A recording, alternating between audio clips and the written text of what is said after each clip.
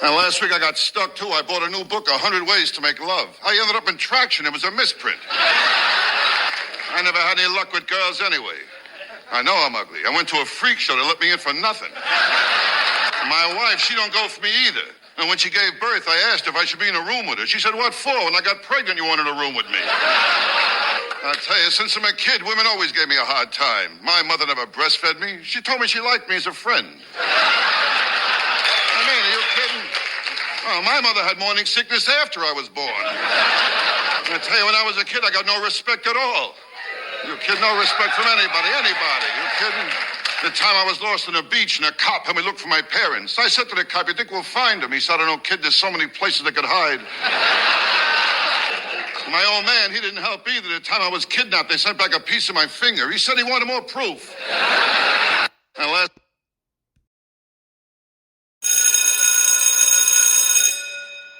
Good morning. It is Thursday, March the 30th, and this is The True Conservative. Welcome to all the butchers, bakers, and candlestick makers out there. I'm Ron, your host, and the only true conservative in the United States today. So today, after the Serenity Prayer and the Star-Spangled Banner, we'll have no free lunch, Inspector Morse, Velshi, Tucker Carlson, the rape of the mind, emotional manipulation, George-Lakoff, and Donald Trump. All that and more when I get back.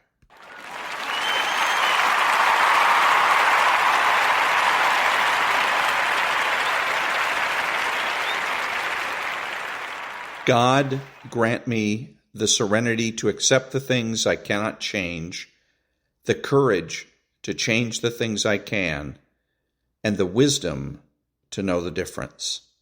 Amen.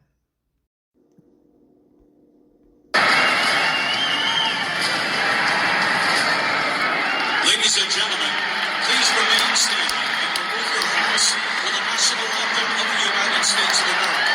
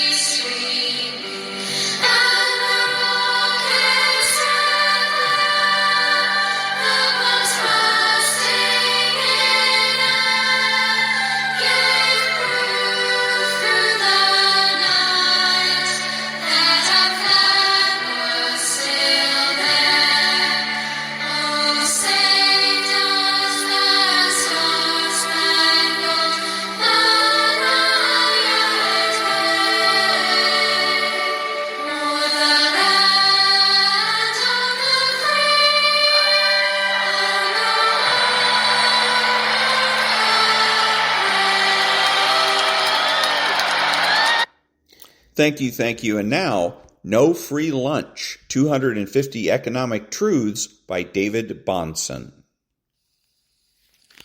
Fundamentally, there are only two ways of coordinating the economic activities of millions. One is central direction involving the use of coercion, the technique of the army and of the modern totalitarian state. The other is voluntary cooperation of individuals, the technique of the marketplace. The possibility of coordination through voluntary cooperation rests on the elementary yet frequently denied proposition that both parties to an economic transaction benefit from it, provided the transaction is bilaterally voluntary and informed. Exchange can therefore bring about coordination without coercion. A working model of a society organized through voluntary exchange is a true private enterprise exchange economy that we have been calling competitive capitalism. Milton Friedman. Out of free exchange comes a social cooperation that prospers both parties. Out of coercion comes totalitarianism, which is to say tyranny. And that was There's No Free Lunch by David-Bahnsen. Back in a minute.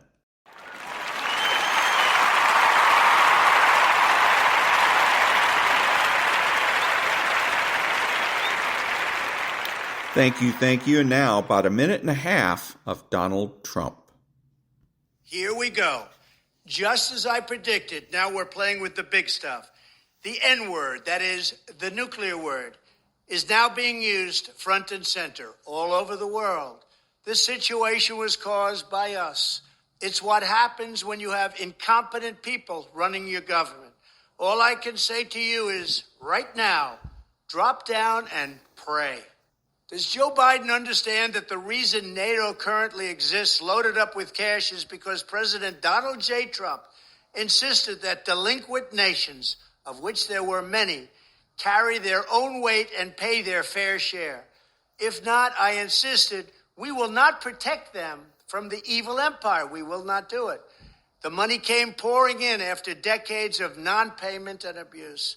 I haven't heard Joe say, thank you, President Trump, for the great job you did. Perhaps I'm just not listening. But the fact is, when I was president, I got NATO nations to pay hundreds of billions of dollars into NATO. They were all delinquent, most of them, and it was a disaster. They had no money. The United States was paying for NATO at a level that they've never paid before. Now NATO's stuffed up with cash. Thank you very much, President Trump. Thank you very much. China, Russia, and Iran, not to mention North Korea and other countries, have placed the U.S. in a very bad and dangerous position. They are dividing up the world as we sit around and let them do it. They no longer respect the United States, but they will. Go out and vote. 2024, we have to win back the White House. Thank you very much. And that was former President Donald Trump warning of nuclear war. Back in a minute.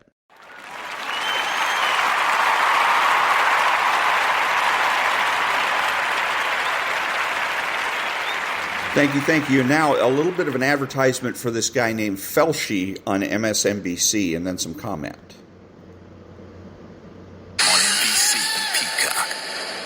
There are two pillars to this job as a journalist. The first is to bear witness to what's happening. The second is to hold power to account. We've got a power gap, a wealth gap, and more than ever, a communications gap. My work is to facilitate a dialogue. All of us are better off when we're around people with different backgrounds and perspectives. And the only way we effectively speak truth to power is by truly understanding all sides of an argument. And so that was the advertisement on Squawk Box for this Yahoo named Velshi. Now, first of all, he's talking about there's two pillars to being a journalist. This is what I didn't cover before. If we want to restore the news and newscasters and news people, we have to get rid of the word journalist. The whole reason that Democrats changed the word reporter to the word journalist is journalist gives them a wider behavioral latitude. They can do more. See, they can invent things as they go along. Journalist really means you're somebody that writes a journal. And that's not what they do. Reporters report. That's all they do. They go to the scene and they report. Journalists, you've never heard of, by the way, investigative reporter. It's always an investigative journalist. And investigative journalism is where the news started going wrong. The first step was in creating for-profit news, and then after that it became investigative journalism so that they could run around slandering people at will. So again, if we want to reclaim news, first step is in referring, the true conservative refers to these people as reporters, not as journalists. Back in a minute.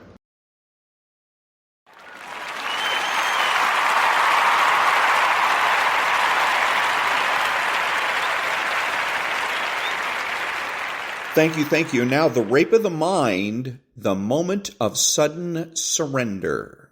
The moment of sudden surrender. Several victims of the Nazi Inquisition have told me that the moment of surrender occurred suddenly and against their will. For days, they had faced the fury of their interrogators, and then suddenly they fell apart. All right, you can have anything you want. And then came the hours of remorse, of resolution, of a desperate wish to return to their previous position of firm resistance. They wanted to cry out, "Don't ask me anything else, I won't answer." And yet, something in them, that conforming, complying, being hidden deep in all of us, was on the move. This sudden surrender often happened after an unexpected accusation, a shock, a humiliation that particularly hurt, a punishment that burned, a surprising illogic in the inquisitor's question that could not be counter-argued. I remember an experience of my own that illustrated the effect of such surprise. After my escape from a Nazi prison in occupied Holland, I was able to reach neutral Switzerland via Vichy, France. When I arrived, I was put in a jail where, at first, I was treated rather kindly. After 3 days, however, I was denied an officer's right to asylum and was told that I would be deported back to Vichy, France. To this information, my jailers sneeringly added the comment that I should be happy I was not going to be deported back to the Germans. When I left to be transported to the border, I was asked to sign a paper stating all my possessions, which had been taken from me on my imprisonment, had been returned. I refused to sign because a few things, unimportant in themselves but of great emotional value to me, were not included in the package my jailers handed me. One of the guards looked at me with contempt. The second tapped his foot impatiently and repeatedly demanded that I sign the paper. The third scolded and chattered in a French that was completely unintelligible to me. I continued firm in my refusal. Suddenly, one of the officers started to slap me around the face and beat me. Overwhelmed by surprise that they should display such fury over a bagatelle, I surrendered and signed the paper. From the Vichy prison to which I was sent, I was permitted to write a letter of protest to the Swiss government. I still carry the official apology I received.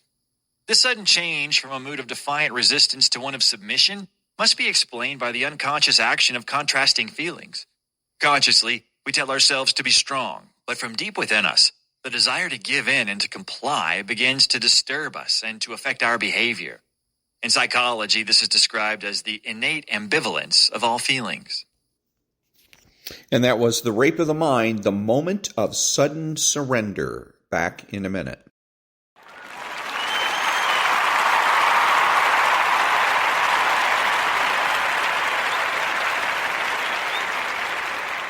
Thank you. 10 minutes with Tucker Carlson on gun control.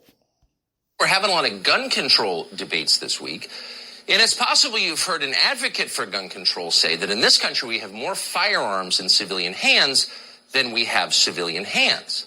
And that is true, actually. The total American population is about 332 million people, and collectively they own more than 400 million firearms. About half of all U.S. households have at least one gun at home, and many have much more than that. Plus, they have ammo, billions and billions of rounds of it. Those are all real numbers, but they are hardly an argument for gun control. They're an argument, in fact, against it. Ask yourself, what would it require to confiscate all those guns and all that ammunition and turn the United States into a disarmed nation like Turkmenistan or North Korea? Well, it would take a police state, and it would end in civil war. No sane person wants either one of those things, but thankfully, we don't need them. The fact that so many Americans have a firearm within reach but never commit violence tells you that guns are not the problem. Most people in this country can be trusted with an AR-15, just as we can be trusted with cars and light aircraft and electricity and baseball bats and insecticide and chainsaws and pruning shears and countless other objects that could easily double as weapons. On some level, all of us understand this. The problem is always the person, not the tool he uses to commit a crime. If you wanted to stop murder, you would focus on the people who are committing murder, not on the hundreds of millions of their neighbors who are not. You'd really want to know what motivated killers to kill. And the first thing you would do is study what murderers have in common with one another, how they were raised and where, their educational backgrounds, their genetic makeup, drug and alcohol use, their ideological and religious views, their sexual behavior, and probably a whole lot of other factors. You would study murderers, and you would do it with an open mind, as a scientist would. You would be serious about it because it matters. In the late 19th century, researchers finally decided that infection is spread by germs. And as a result of that conclusion, surgeons are now required to wash their hands before they cut you open. Everybody agrees that this is progress. But what if we had refused to learn how infection is spread? What if we just didn't want to know? Well, appendectomies would still be fatal, and we would be a backward, ridiculous, uncaring people. It's impossible even to imagine that. And yet, on the question of violent crime, of murder, it's very easy to imagine that because it's happening. Our leaders are determined not to know why people shoot each other, and they don't want us to know either. They're adamant that we do not ask questions about motive. It seems, for example, like an awful lot of mass shooters have taken prescription psychiatric drugs in the days before they opened fire and killed others. Have you noticed that? Maybe you have noticed that. Good luck saying it in public. You'll be shouted down immediately by someone with an advanced degree. How dare you criticize Big Pharma? What are you, a conspiracy nut? No, actually you're not. You're someone who cares about cause and effect. You're a rational person. The only conspiracy here is the one designed to prevent you from figuring out why mass shootings keep happening. Consider the killings that took place on Monday in Nashville. The killer was a 28-year-old female transgenderist who shot her way into a Christian elementary school and murdered 3 9-year-olds and 3 adults. Why did she do that? In a rational country, that is the very first question we would ask. So I wanted to interject here. He's talking about mass shootings first, and I was disappointed. Then he refers to the killings and the killer, and that the killer murdered some 9-year-olds. Now he's starting to get the drift on how it is that we fight this, how we fight the incessant drumbeat of gun control. We master the language. We stick with reality. And the reality is here that this person committed a crime. Okay, it may be murder, might be manslaughter, we'll never know because the individual is dead and isn't going to be put on trial. Okay, but it was homicide without a doubt. And from all outward appearances, it was illegal. So it was at the very least manslaughter and very probably murder. And good for Tucker Carlson for, a little late, but he did come around to recognizing that that's what this is. And that's the way we defeat this. Every time some lefty comes to you and wants to talk about guns and gun control, you say, you start talking about crime control. You can even phrase it in the form of a question. Gun control? Well, what about crime control? Let me ask you, ma'am, sir, whoever it is that happens to be talking to you, the person that committed the crimes in Tennessee, those were crimes, right? You recognize that was criminal activity, right? And that's the way we get on the true subject here, which is, again, crime control. Back in a minute.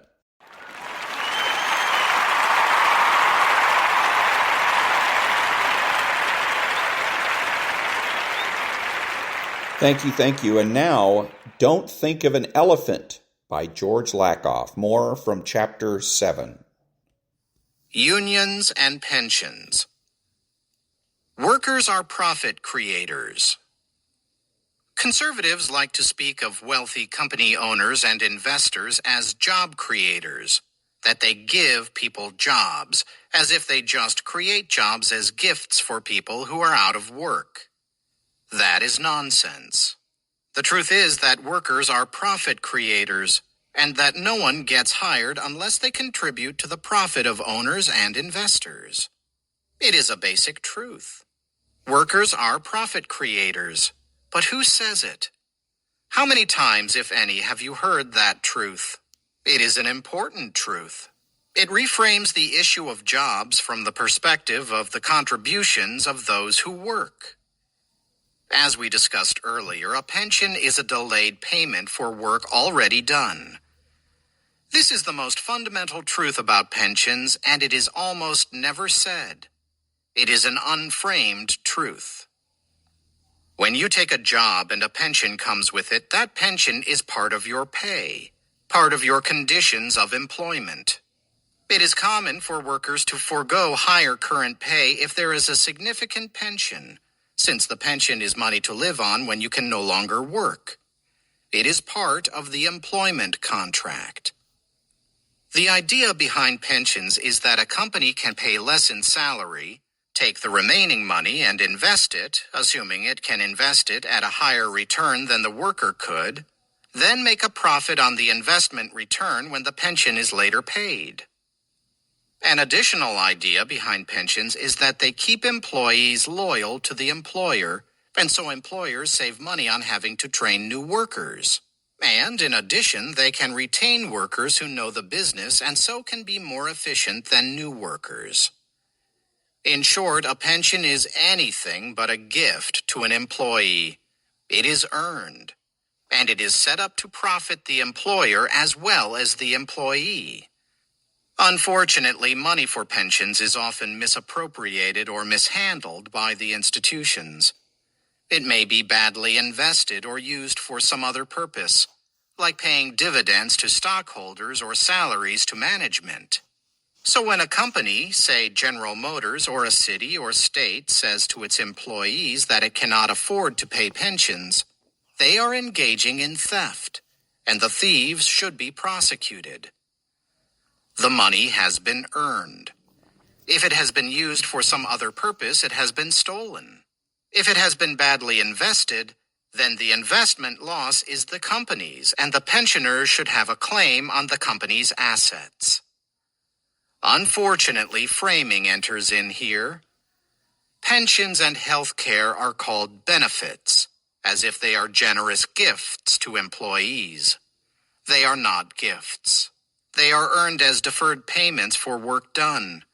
When a company tells its employees that they can no longer afford such generous benefits and will have to cut them, it is a framing lie.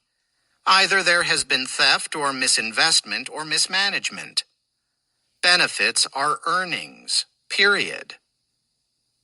Pensions and benefits are freedom issues. In a free society, there is a justice system that punishes thefts, adjudicates contracts, and, in the case of misappropriation of funds, permits lawsuits to make a claim on assets to make up for losses and the costs of the lawsuit, emotional and monetary. To the extent that there is no justice system, people with pensions and benefits that have been taken from them are not free. Large companies and some small ones have two kinds of employees: the assets and the resources. The assets include major management and especially creative or skilled people whose special creativity and skills are necessary to the company's success. They are part of the stock value of the company. They are hired by headhunters and command high salaries and golden parachutes, high pensions and compensation packages.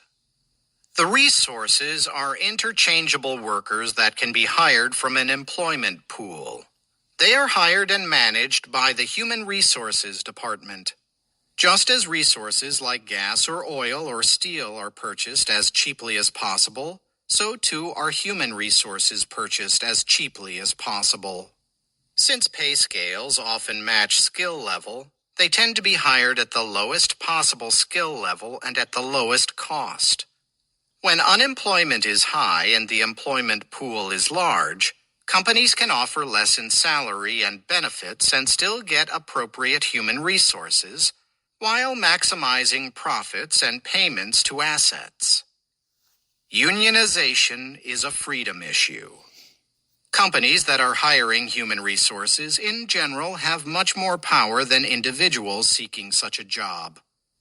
When the company is large and there is a big human resource pool, workers seeking jobs have to take what is offered, or the job will go to the next person in the pool. This includes not just salary and benefits, but also working conditions, job safety, working hours, overtime, and so on. The employee is serving on the company's terms and often at the company's whims. In capitalistic economic theory, employment is a transaction in which the employer buys the labor of the employees and the employees sell their labor to the employer, hence the term labor market. It is assumed in economic transactions that both will seek the best deal.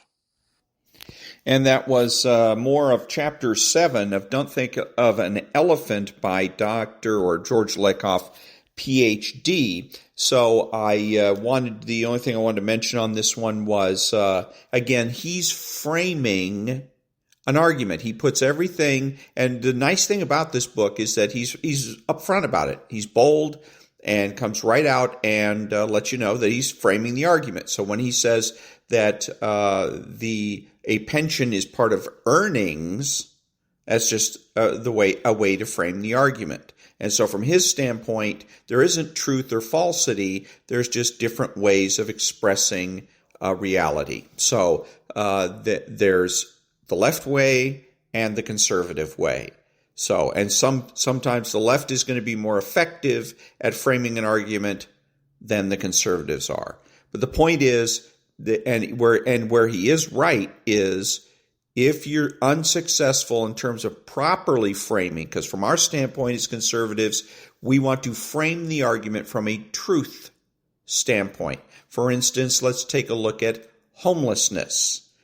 True homeless people are people that have no house because of natural disasters, such as earthquakes, fires, floods, and the like. Those are homeless people.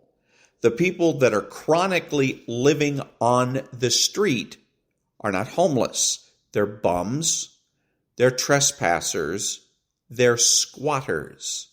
Now, the left wants to frame these people as being either homeless or as unhoused or experiencing homelessness. Okay? It is important for conservatives to speak the truth and frame the argument truthfully. So that means that we must describe these people the way they are. They are squatters. They should not be referred to by any true conservative as homeless, because they're not. They're squatters and they're trespassers. And the first issue is property rights. Getting these folks off of other people's property. That's step number one. After that, if you want to come up with some kind of subsidized housing for these individuals or drug treatment or whatever, okay. But the first step is to respect property and property rights. Back in a minute.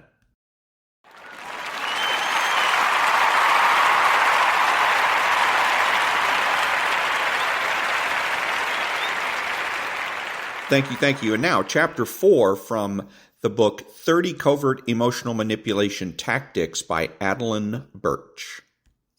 4. I refuse to have this discussion. All about invalidation. When we invalidate people or deny their perceptions and personal experiences, we make mental invalids of them. When one's feelings are denied, a person can be made to feel crazy, even when they are perfectly mentally healthy. R.D. Lang, M.D., psychiatrist. An especially damaging form of emotional abuse, invalidation is the act of rejecting, diminishing, ignoring, judging, or making fun of someone's feelings. Unfortunately, it happens all too often, and there even seems to be an epidemic of it in society. Invalidation is insidious and often pervasive in certain relationships. When we've had our feelings invalidated, we know that something doesn't feel right, but we can't put our finger on exactly what it is.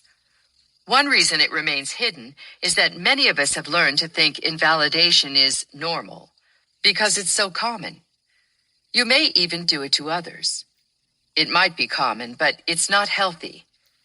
Think of how often you've heard people say things like, "It could be worse.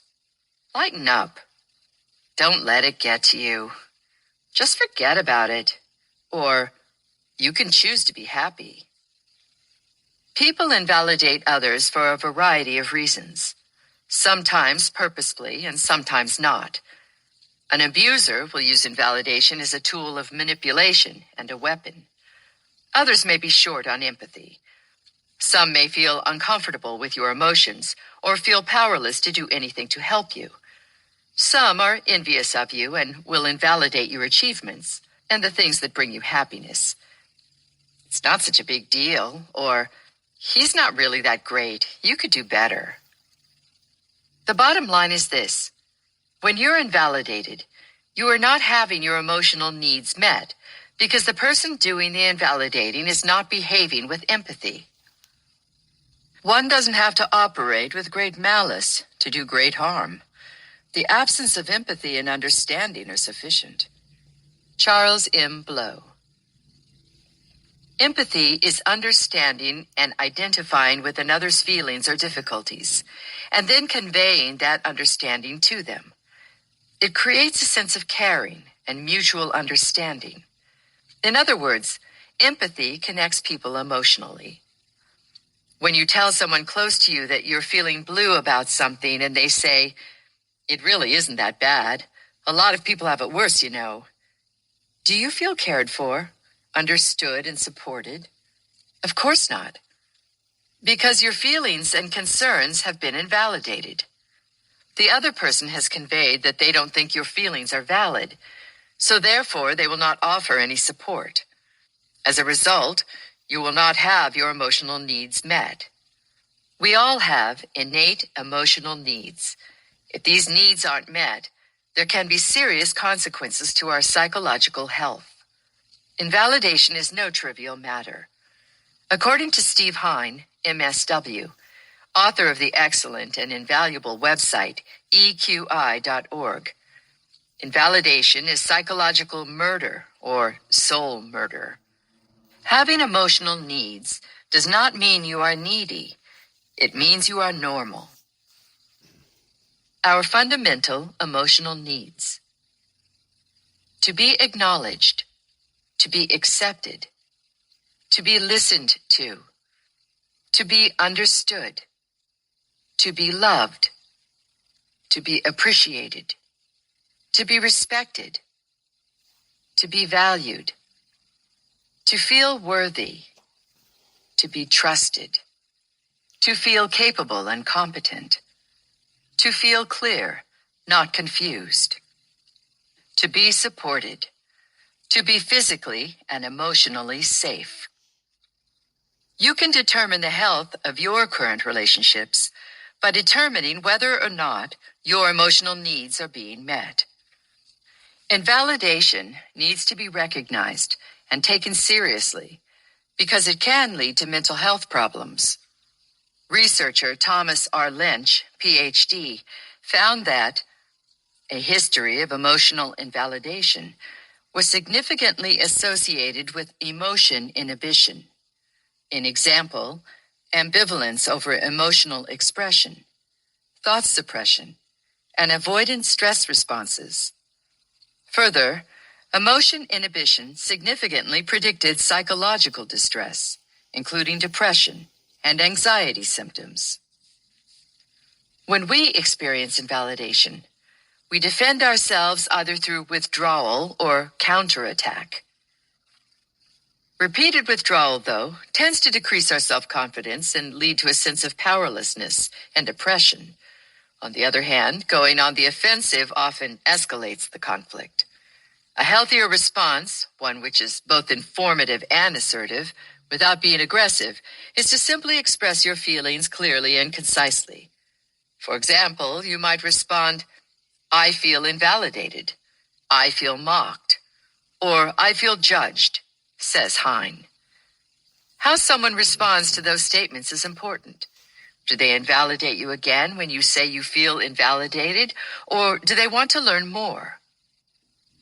The following are examples of invalidating statements.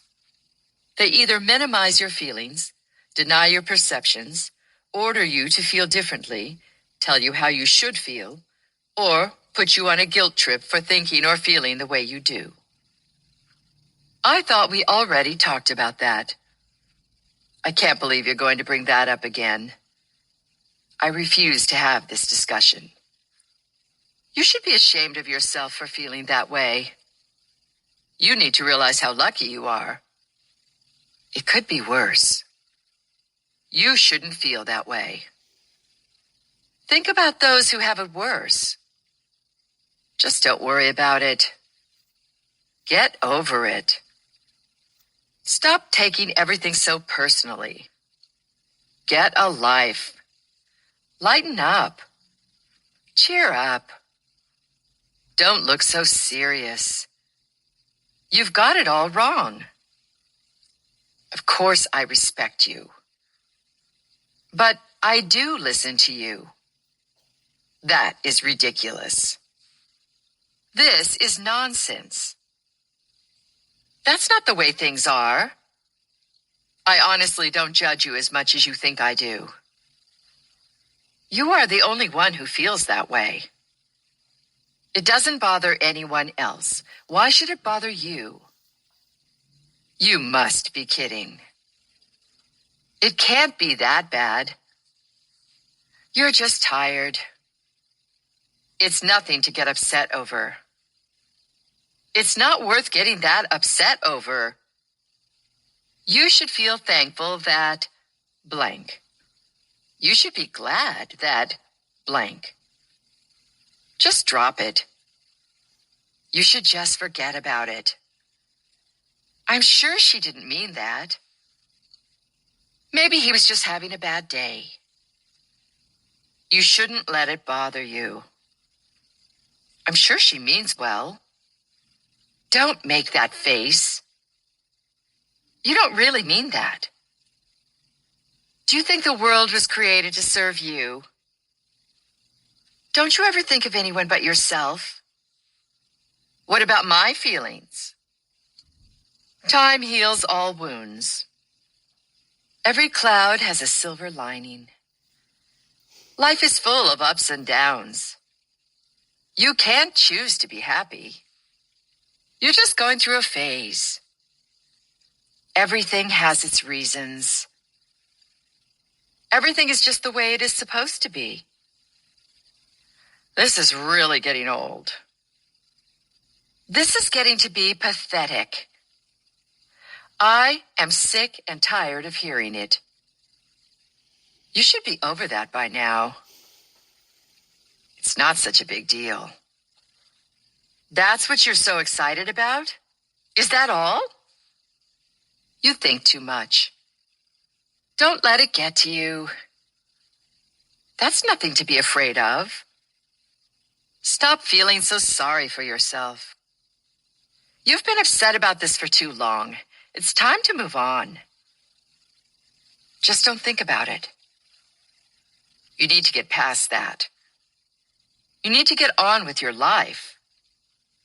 You're blank, jealous, insecure, crazy, unstable, a worrywart, overly dramatic, a complainer, too sensitive. You're making a big deal out of nothing. You're imagining things. Invalidation can also be conveyed without words. Nonverbal invalidation includes such actions as leaving the room, giving the silent treatment, and rolling the eyes. With increased awareness, you'll begin to notice invalidating comments and behaviors. Invalidation makes us wonder if there is something wrong with us for feeling the way we do. According to Hine, it seems fair to say that with enough invalidation, one person can figuratively, if not literally, drive another person crazy. This is especially possible when one person has long-term power or influence over another. How someone responds to your emotions and perceptions will indicate how much they respect you, how much they care about you and your feelings, how capable they are of empathy and intimacy, and how much they are trying to change or control you. And that was Chapter 4 of the 30 Covert Emotional Manipulation Tactics, and by Adelyn-Birch. Back in a minute.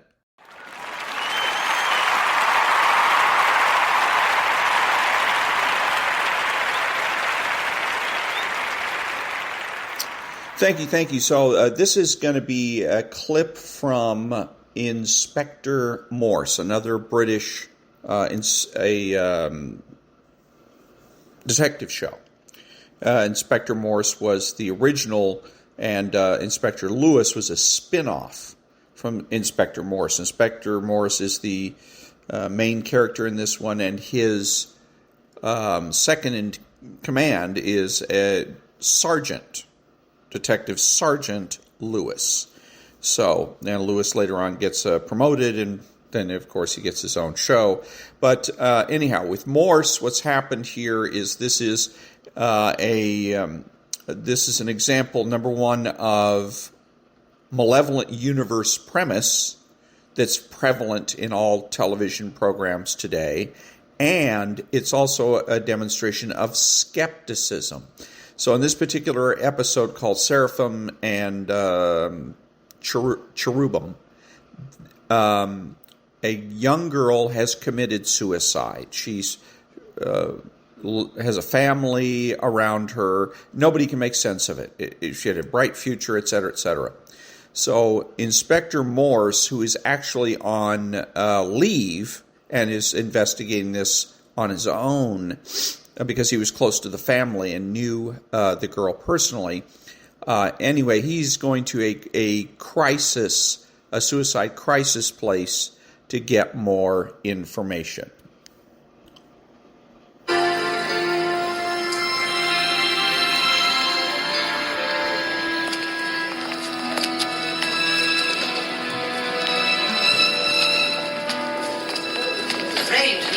Give information about individual callers.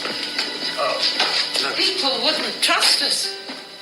No, I suppose. Sit.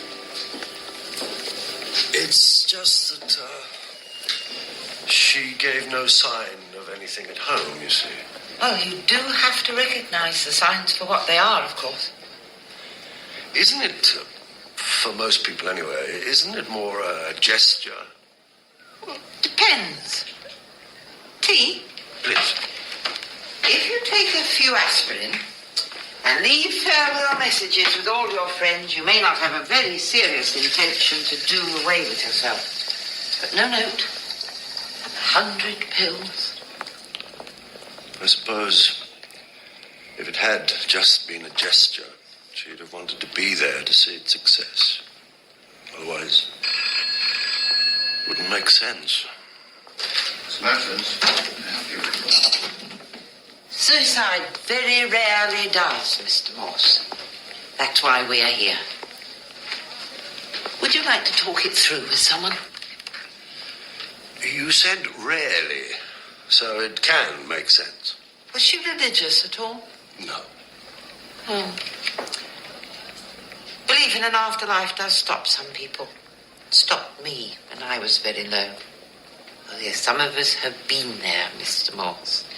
In my case, I thought I might be punished if I arrived, wherever it was, before I was invited. But if I thought life on Earth was all there was, well, it can be hell on Earth sometimes, can't it?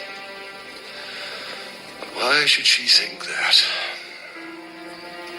She had a wonderful life. Marvelous future. No one ever knows what goes on inside someone else's head. And someone once told me the average teenager in any 24-hour period shows symptoms of every known psychiatric illness. Are there many cases like this, then? Absolutely without explanation. You've seen this?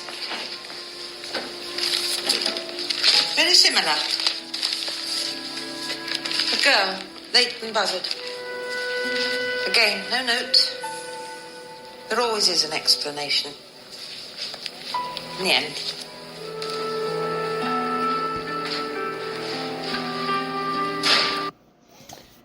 So that was an example, again, where he goes looking for answers. He's looking for certainty of knowledge. Somebody with some expertise, if not clinically or academically, then certainly in terms of experience. And so he's speaking to this woman who apparently has some experience, but he doesn't get any answers.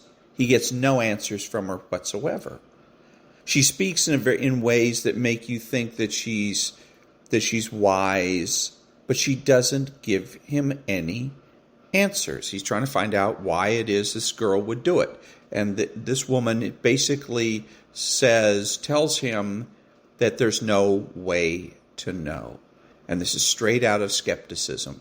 Skepticism says nothing can be known with certainty. Now, why would somebody want to believe a contradiction like that? Simple, because the payoff is, if nothing can be known with certainty, then anything is possible. Back in a minute.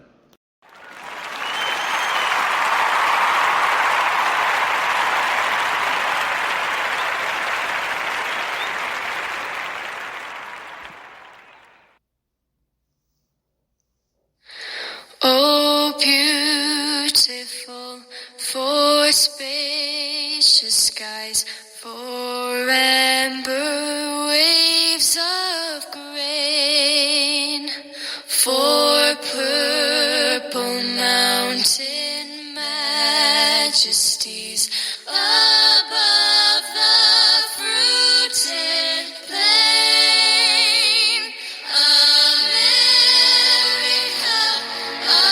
America, God shed His grace on thee, His grace uncrowned thy good with brotherhood, from sea to shining sea.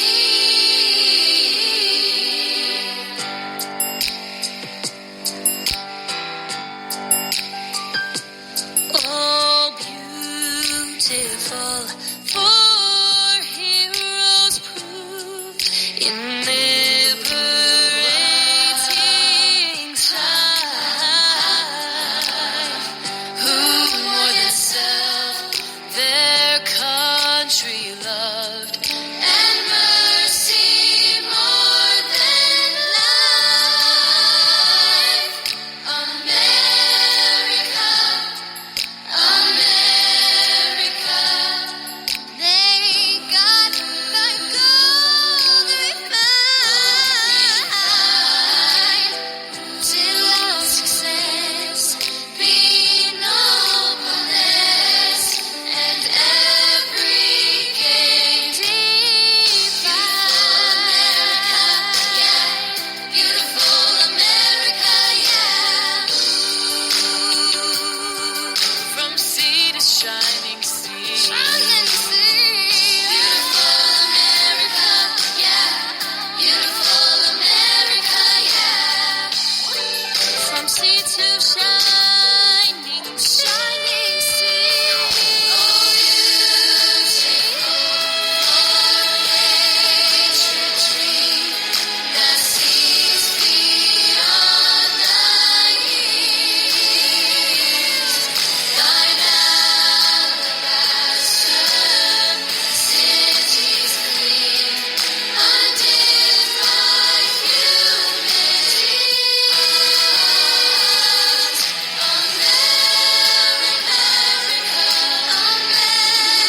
America, God shed His grace on thee, His grace on thee, and crowned thy good with brotherhood, from sea to shining sea, and crowned thy good with brotherhood,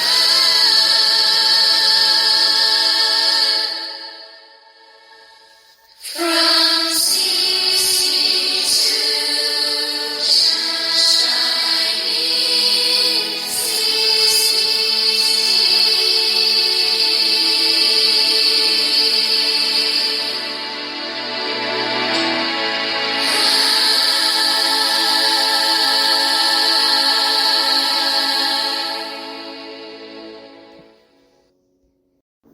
This is Ron, your host, the only true conservative in the United States today, bidding adios to all the butchers, bakers, and candlestick makers out there.